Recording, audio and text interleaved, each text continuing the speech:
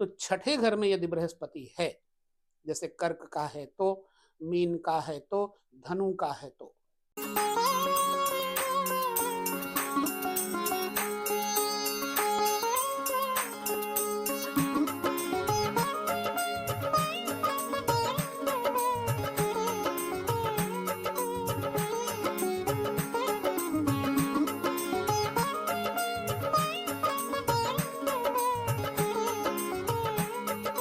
सभी दर्शकों को नमस्कार। अगले जन्म में क्या बनेंगे, पिछले जन्म में क्या थे, ये भवाटवी का खेल चलता ही रहता है। और हर बार नया जन्म, फिर हर बार मृत्यु, यह जो आगाम पाइना स्थिति है मनुष्य की तब तक चलती रहती है जब तक वो साधु सेवा, संत सेवा, गुरु सेवा, गुरु के आश्रय में रहना, धर्म पथ पर न चलना जब तक जारी नहीं होगा, इसकी इसी प्रकार से स्थिति चलती रहेगी। अब कुंडली को हम देखते हैं तो कुंडली में एक जिज्ञासा होती है कि भाई हमारा कौन से भाव से अगले जन्म का अनुभव होता है, अगले जन्म में हम क्या बनेंगे, तो इसे हम कैसे समझें। पूर्व जन्म की स्थितियों का मुआयना करने के लिए पंचम घर बताया जाता है और मोक्ष की गति का वर्णन, मोक्ष की स्थिति का वर्णन 12वें घर से बताया जाता है। और मजे की बात ये देखिए, अगले जन्म का निर्माण हमारे छठे, सातवें और आठवें घर से उत्पन्न होता है। अब इसे हम समझेंगे बहुत बारीकी से। छठा घर आदमी को परेशानियों से जूझने पर मजबूर करता है और तब वो धर्म या अधर्म पथ पर चल पड़ता है। छठा घर शत्रु और कंपटीटर का है, ये आप सब जानते हैं। और छठा घर रोग का है, ये भी आप जानते हैं। छठा भाव कर्ज का है, यानी बीमारी का है, कर्ज का है, शत्रु का है। यहीं से आपकी शुरुआत होती है अगले जन्म की। यदि आपका पंचम घर शुद्ध है, पंचम घर क्या है? उपासना, ध्यान, साधना के माध्यम से आपने कितनी सिद्धि प्राप्त की है वो पंचम भाव बताता है। जन्म कुंडली में 3 भाव ऐसे हैं जो बहुत कुछ कहते हैं। वो है लग्न, पंचम और नवम। लग्न जातक स्वयं स्वरूप से जाना जाता है, माने सेल्फ होता है। अगर किसी के बारे में जानना है तो लग्न से जानिए। किसी के अंतर की भावना को जानना है तो एक तो पंचम भाव से जानिए, दूसरे चंद्रमा से जानिए। और उसके अंदर आध्यात्मिक वाद कितना है, भोगवाद कितना है, ये सब जानने के लिए आपको नवम घर देखना चाहिए। नवम घर राज्य है, पंचम घर भी राज्य है, लग्न भी राज्य, वैभव इत्यादि का सूचक है। तो अब हम चलते हैं छठे और सातवें तथा आठवें घर में, जान लेते हैं। देखिए, महर्षि पराशर का कहना है कि यदि 12वें घर में केतु बैठे हैं अथवा बढ़िया बृहस्पति हैं तो व्यक्ति का मोक्ष संभव है, अर्थात होता है, क्योंकि वह व्यक्ति पक जाता है। लेकिन 12वें से छठे स्थान पर अगले जन्म के बारे में क्यों बताया गया? क्योंकि आदमी की प्रवृत्ति लड़ाई झगड़ों में अगर फंसी रहेगी तो वो कब सुधर करके अपने अगले जन्म के बारे में सोचेगा। लड़ाई झगड़ा यानी कंपटीशन छठा घर है। रोगों से छुटकारा मिलेगा तभी तो अगले जन्म में सुधार होगा उसका। और कर्ज में, परेशानियों में अगर जूझता रहेगा तो उसका चित्त परमात्मा की तरफ कब और कैसे लगेगा। इसलिए छठा घर बहुत ही ज्यादा आपका महत्वपूर्ण घर है। छठे घर में बृहस्पति हो तो इस जन्म में आदमी दिखावटी में संभवतः थोड़ा नास्तिक टाइप का होगा। ऋण पिछले जन्म का उसके ऊपर होगा कि उसने साधु अवज्ञा, गुरु अवज्ञा, किसी ब्राह्मण की अवज्ञा की, जिसके कारण वर्तमान में उसे जन्म मिला। अब वो अपने नास्तिकता से युद्ध कर रहा है। छठे घर में बृहस्पति यदि है तो ये युद्ध कर रहा है। शुरुआती दौर में, बचपन में इसके अंदर ईश्वर के प्रति कोई आराधना, नियम, उपासना का नहीं होता, परंतु किसी साधु, महात्मा, संत के संग से अचानक इसमें परिवर्तन आता है। तो छठे घर में यदि बृहस्पति है, जैसे कर्क का है तो, मीन का है तो, धनु का है तो, आदमी को अगले जन्म में सदगति तो नहीं कह सकते, परंतु मोक्ष की स्थितियों को जो मजबूत करने वाली योनियां हैं, अर्थात मनुष्य योनि, उसे प्राप्त होती है और वो मोक्ष मार्गी होकर के सन्मार्ग पर चलता है, सत्संग श्रवण करता है, ध्यान और चित्त को एकाग्र करके अपने मानस को उच्च शिखर पर पहुंचाता है, तो सदगति उसको प्राप्त होती है। तो छठे घर में बृहस्पति होगा तो व्यक्ति अगले जन्म में किसी साधु, महात्मा, ब्राह्मण इत्यादि, शुद्ध ब्राह्मण, ये नहीं कि खान पान बिगड़ा हुआ हो, ऐसे ब्राह्मण बहुत से हैं। ब्रह्म जानात ब्राह्मणा, जो ब्रह्म की चर्चा करे, ब्रह्म को जाने, उसे ब्राह्मण कहा जाता है। जन्म ना जायते शूद्र संस्कारात द्विज उच्यते, जन्म से सभी के यहाँ सूतक लगता है, इसलिए सभी शूद्र होते हैं। और संस्कार जब होता है तो द्विज मात्र बनता है। और जब वो ब्रह्म की प्राप्ति के लिए आप आपस में बैठ के मशवरा करता है, चर्चा करता है, सत्संग करता है, तो उसे समझना चाहिए कि वो अब ब्रह्म को जानने की स्थिति में है। तो छठे घर में बैठा हुआ बृहस्पति जातक को पहले नास्तिक बनाता है, फिर आस्तिक बनाता है, लेकिन अगले जन्म को सुधार देता है।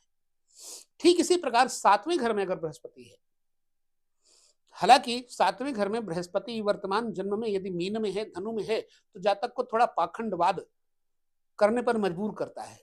आप देखिएगा ऐसे कुंडली वालों को कि उनके अंदर पाखंड का स्तर कुछ ज्यादा होता है, लेकिन धीरे धीरे वो पक जाते हैं, और पक जाने के बाद उनका बृहस्पति उनको उस मार्ग पे सचेत कर देता है जिससे उनको मोक्षगामी बनाया जा सके। तो छठे और सातवें घर में तथा आठवें घर में बृहस्पति होने पर जातक को सदगति की प्राप्ति होने का संकेत मिलता है। सातवें घर में, क्योंकि सातवां घर भोग का घर है, सातवें घर में भोग के विचार किए जाते हैं। काम, मदन, वासना, स्त्री, भोग, संजोग, ये सब नाम है इसके। अब सातवें घर में बृहस्पति सरीखे ग्रह अगर बैठे हो और शुभ ग्रह की दृष्टि भी हो, चंद्रमा इत्यादि की, तो क्यों ना जातक के अंदर भोगों के प्रति विरक्ति आएगी, उसको भोगों से विरक्ति आएगी और वो मोक्ष मार्गी योनियों में जाएगा। ठीक इसी भांति से आगे चलते हैं। आठवें घर में यदि बृहस्पति बैठे हैं, अच्छे हैं, शुभ हैं, शुभ दृष्ट हैं, तो जातक को अगले जन्म में अच्छी योनि प्राप्त होती है। किसी विशिष्टतम राज्य स्तर पे राज पुरोहित इत्यादि की अवस्था प्राप्त होती है, या फिर कई बार राज ज्योतिषी इत्यादि की स्थिति प्राप्त होती है। तो वो जातक अपने अगले जन्म को सुधार के मोक्ष के मार्ग में चल पड़ता है। विषय बड़ा गहन है। वर्तमान में आपका स्वभाव कैसा है, यह भी आपके मोक्ष का एक सूत्र है। भाई, आपका स्वभाव बिगड़ा हुआ है, आप उखड़े हुए हैं, आप किसी से सही तरीके से बात नहीं करते हैं, आप नास्तिकवाद हैं, आपका खान पान संयमित नहीं है, आप साधु संतों की निंदा, माता पिता की अवज्ञा करते हैं, तो आपको मोक्ष की कभी कामना नहीं करनी चाहिए। स्पष्ट सी बात है, चाहे जितने अच्छे ग्रह हो। तो साहब, सातवें घर में बृहस्पति, आठवें घर में बृहस्पति, छठे घर में बृहस्पति हो तो उसे अगला जन्म ब्राह्मण का प्राप्त होता है, ऐसा महर्षि पराशर का कथन भी है। अगर अगले जन्म के बारे में सोचा जाए कि जातक को मोक्ष मिलेगा, तो यहीं से छठे, सातवें, आठवें बृहस्पति से देखा जा सकता है। अब अगर छठे, सातवें, आठवें में चंद्रमा बैठे हैं, तो जातक को अगला जन्म तो मैं नहीं कहूंगा, लेकिन लिखा है महर्षि पराशर ने कि ऐसे जातक को पितृलोक में जाने का अवसर आता है। वो पितृलोक जाता है, वहां बहुत काल तक आनंद भोगता है। पितृलोक है क्या, इसके बारे में आपको मैं बता दूं। देखिए, लोक तो बहुत हैं, ब्रह्मलोक, कैलाश, वैकुंठ लोक, सतलोक, बहुत सारे लोकों के बारे में चर्चा की गई है। तो जो पितृलोक है, वहां के राजा हैं अर्यमा, जो पितरों के स्वामी हैं। जैसे स्वर्गलोक के स्वामी इंद्र हैं, ठीक इसी प्रकार से पितृलोक है। पितृलोक में भी स्वर्ग से अधिक आनंद है। तो अगर छठे भाव, सातवें भाव, आठवें भाव में चंद्रमा है, तो ऐसे व्यक्ति को पितृलोक में जाकर के वहां बहुत काल तक रहने का अवसर होता है। पुनः वह यहां जन्म लेता है, परंतु मोक्ष नहीं मिलता। मोक्ष के लिए बृहस्पति का होना जरूरी है और आपका अच्छा स्वभाव होना बहुत जरूरी है। आपके अंदर देव आराधना, उपासना, माता पिता के प्रति आदर का होना बहुत जरूरी है। ठीक इसी प्रकार से सूर्य से देखा जाता है कि अगला जन्म उसे क्षत्रिय राज्य स्तर पे क्षत्रिय की योनि में जन्म मिलेगा और वो राज वैभव का सुख भोग करके पुनः फिर उसकी कुंडली में जैसे ग्रह होंगे वो देखा जा सकता है। हालांकि कुंडली से बहुत सारे जन्मों के बारे में जाना जा सकता है, यह भी मैं आपको विधा आगे लेकर के चलूंगा, बताऊंगा। तो छठे, सातवें, आठवें भाव में सूर्य होने से जातक को क्षत्रिय प्रशासनिक कार्य में नियुक्ति इत्यादि मिलकर के जातक को अभी जन्म लेना पड़ता है। हमारा मूल उद्देश्य है जन्म मिलेगा या नहीं। ठीक इसी प्रकार से अगर मंगल बैठे हैं छठे, सातवें, आठवें, तो व्यक्ति को पुनः सेना नायक, सेनापति इत्यादि के लिए अभी पुनः इसी लोक में आकर जन्म लेना पड़ेगा। और यदि बुध बैठे हैं तो भी जातक को अभी आना पड़ेगा, परंतु सात्विक वैश्य कुल में उच्च संपत्तिवान होकर के सुख वैभव संपन्न जीवन जी करके पुनः मोक्ष मार्गी होने के लिए बुध यहां पर्याप्त है। अभी अगर हम चले शुक्र के ऊपर, तो जातक को अभी और जन्म लेना पड़ेगा स्त्री योनि में। वो जातक अभी भोग प्रधान क्षेत्र में बहुत इंटरेस्ट लेता है, दिलचस्पी लेता है। तो शुक्र छठे, सातवें, आठवें बैठे होंगे। छठे में शुक्र अकारक हो जाते हैं, लेकिन बात चलती है अगले जन्म की, तो स्त्री योनि में किसी अच्छे कुल में जन्म लेकर के समस्त सुख ऐश्वर्य प्राप्त करके फिर उस सदगति की तरफ जा सकता है। लेकिन शनि अगर बैठे हैं छठे, सातवें, आठवें, तो जातक को ये कहा गया है महर्षि पराशर ने कि नरक योनि का भोग करना पड़ता है। अब यहां शनि सप्तम में उच्च के होते हैं, ठीक। नरक में जाकर के भी सप्तम में उच्च के शनि अगर भोग भुगवाएंगे तो इसका मतलब उसको पकाएंगे और अगले जन्म में उसे सदगति की ओर प्रेरित करेंगे। तो इस जन्म में उसने ऐश आराम सुख ऐश्वर्य प्राप्त किया, क्योंकि सातवें घर में शनि है। निश्चित बात है, उच्च के अगर तुला के हैं, स्वराशि के हैं, कुंभ में हैं या मकर में हैं, तो जातक प्रधान मुखिया क्षेत्र का होकर के बहुत सारे धर्म अधर्म कार्य करके लोगों का धन ऐंठना, राजनीति में चलना ऐसे संभव है। उसके उपरांत जातक को जन्म लेकर के नरक भोग करके फिर मिलता है, ऐसा महर्षि पराशर का कहना है। अब राहु अगर यहीं पर बैठे हुए हैं छठे, सातवें, आठवें, तो नो डाउट राहु का जो स्वभाव प्रभाव है वो जातक को निश्चित ही सुख ऐश्वर्य दे सकता है, परंतु अगले जन्म में मोक्ष की संकल्पना नहीं की जा सकती। ठीक इसी प्रकार से केतु छठे, सातवें, आठवें जातक को सदगति की ओर ले जाने में बाधक साबित होते हैं।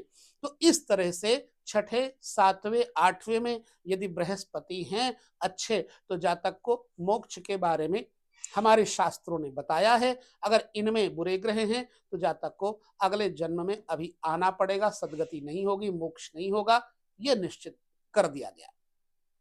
विषय तो बहुत बड़ा है, ऐसे सहजता में हम नहीं कह सकते। इसके लिए आपको 7वां घर ही नहीं, सदैव लग्न को भी देखना है। लग्न में स्थित शुभ ग्रह जातक के स्वभाव में सात्विकता लेकर आएंगे, बृहस्पति जैसे, चंद्रमा जैसे ग्रह, तो वो जातक सदगति की तरफ जाएगा। मैं तो ये कहूँगा छठे, 7वें, 8वें ये ग्रहों का प्रभाव होता ज़रूर है, उससे कहीं न कहीं अच्छे कर्म करते हुए भी भूल-भटक हो जाती है, लिहाजा उसे नरकगामी बनना पड़ सकता है। पर क्या नरक में दुःख ही है? नहीं, आदमी को नरक में पकना होता है, उसके कर्म जलाए जाते हैं। फिर जैसे सोने के धातु को खरा करने के लिए आग में तपाया जाता है, ठीक इसी प्रकार से जीव के कर्म, जीव को शुद्ध करने के लिए भोगने पर मजबूर नहीं किया जाता, मजबूत किया जाता है और जातक को अगले जन्म के लिए शुद्ध करके पुनः अच्छी योनियों में भेजा जाता है। इसलिए छठे, 7वें, 8वें में बैठे हुए ग्रहों के अनुसार आपको मैंने ये अगले जन्म की चर्चा की, शास्त्र सम्मत है। बाकी क्या है, आपके स्वभाव पर निर्भर करता है। वर्तमान में आपका स्वभाव शीतल है, शांत है, ईश्वर में प्रवृत्ति है, तो आपको दुर्गति मिल ही नहीं सकती, मेरा ऐसा कथन है। तो नवम भाव, दसम भाव, 11वें भाव, इनमें बहुत सारे रहस्य छुपे हुए हैं। अभी हम चर्चा करते रहेंगे, आगे और बाकी है, शास्त्रीय चर्चा है, इसलिए मैं इसे पुनः-पुनः बढ़ाने का प्रयास कर रहा हूँ। वीडियो कैसा लगा, जानकारी कैसी लगी हमें ज़रूर बताएँ। विदा लेते हैं, अगले वीडियो में फिर चर्चा करेंगे। किस पर चर्चा करना है, ये आपके कमेंट हमें बताएँगे। नमस्कार, जय श्री कृष्ण।